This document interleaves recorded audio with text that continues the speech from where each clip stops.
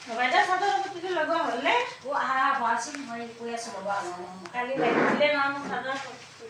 চাদৰখন। কালি ক'ৰবাত যাবা নেকি? কালি যাম। আগতেতো কোৱা নাই মই মানে নাথাকোঁ মই দিনত যাম সেইকাৰণে মই লাহে লাহে লগাইছিলোঁ এতিয়া আৰু অলপ মানে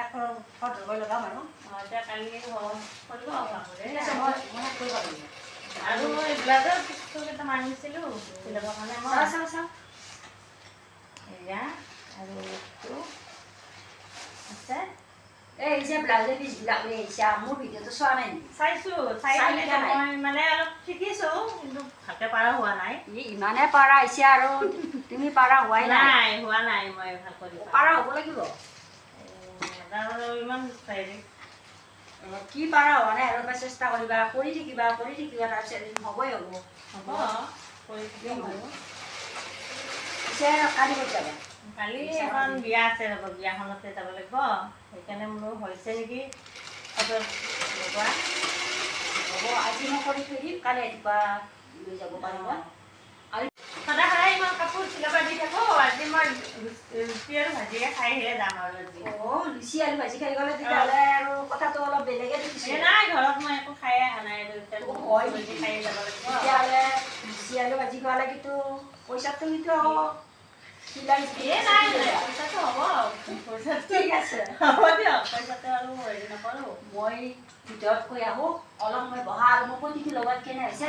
দেই মোক কৈ দিয়া ভালেই হৈছে দিয়ক পতিটো এতিয়া হৈছে আৰু ভালে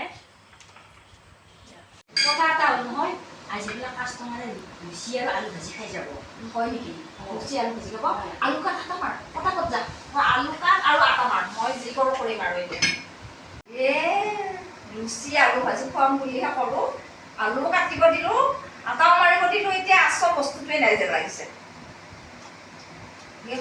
হয় ৰিফাইনো নাই এয়া মিঠাতেলো নাই এই দুপৰীয়াখন এতিয়া মই ক'ত যাওঁ নগেনৰ দোকানো বন্ধ হৈছে আৰু লুচি আলু ভাজি খুৱাম এতিয়া লাষ্ট লঘু হৈ মৰিলোঁ আৰু আজি কাষ্টমাৰৰ আগত কি হ'ব তই কেৱল মিঠাতেল আৰু ৰিফাইনহে চিনিবা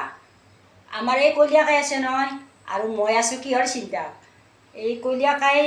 বিনা তেলত কি ফুলা ফুলা লুচি বনাব চাই থাকিবিচোন মই দেখুৱাই দিম এয়া কলীয়াকাই মহিমা এইমাত্ৰ দেখিবি আমাক কোনো তেলৰ ৰিফাইনৰ প্ৰয়োজন নাই ফুলা ফুলা মই লুচি বনাই দেখুৱাম ইয়াত তেল আৰু ৰিফাইন নিদিয়াকৈ আমি কেনেধৰণে লুচিৰ দৰে ফুলাই খুৱাম আজি কাষ্টমাৰক আৰু তেল ৰিফাইন খাই পেটৰ বেমাৰ হোৱাতকৈ এইদৰে খালেহে মানুহৰ স্বাস্থ্যৰ উন্নতি হয় গতিকে এইধৰণে বনাবলৈ মই কেনেকৈ বনাই চাই থাকোঁচোন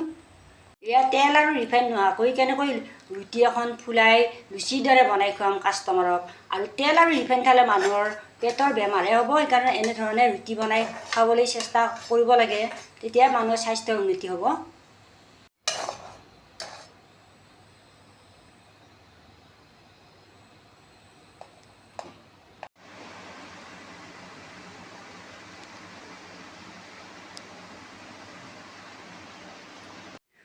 সোনকালে যা তেলত বনোৱা নাই নহয় মই মিঠাতেলতো বনোৱা নাই মিঠাতেলতো বনোৱা নাই তেলতো বনোৱা নাই বেছি দেৰি কৰিলে চেপেটা আহি যাব যা যা কিবা কৰি সন্মানটো বাচিল দে আৰু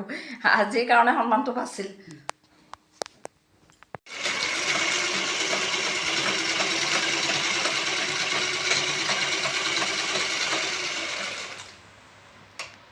প্ৰিয় দৰ্শক আজিৰ ভিডিঅ'টো কাষ্টমাৰৰ